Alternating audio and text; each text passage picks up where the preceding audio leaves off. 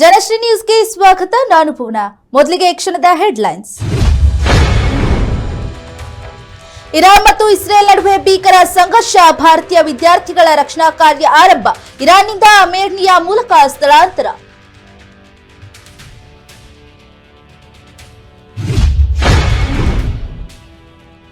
ಕದನ ವಿರಾಮಕ್ಕೆ ಮುಂದಾದ ಇರಾನ್ ಸರ್ಕಾರ. ಇಸ್ರೇಲ್ ಜೊತೆಗೆ ಚರ್ಚೆಗೆ ನಿರ್ಧಾರ. ದಾಳಿ ನಿಲ್ಲಿಸುವಂತೆ ಸೂಚಿಸಲು ಅಮೆರಿಕಕ್ಕೆ ಮನವಿ.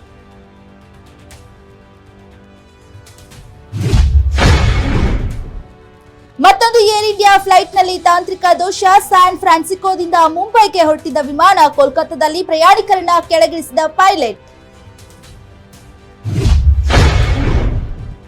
ಕರಾವಳಿ ಮತ್ತು ಮಲೆನಾಡು ಭಾಗದಲ್ಲಿ ಭಾರೀ ಮಳೆ. ಉಕ್ಕಿ ಹರಿತಾ ಇರುವ ಉಡುಪಿಯ ಪ್ರಮುಖ ನದಿಗಳು. ನದಿ ತೀರದ ಜನರಿಗೆ ಜಿಲ್ಲಾಡಳಿತದಿಂದ ಎಚ್ಚರಿಕೆ.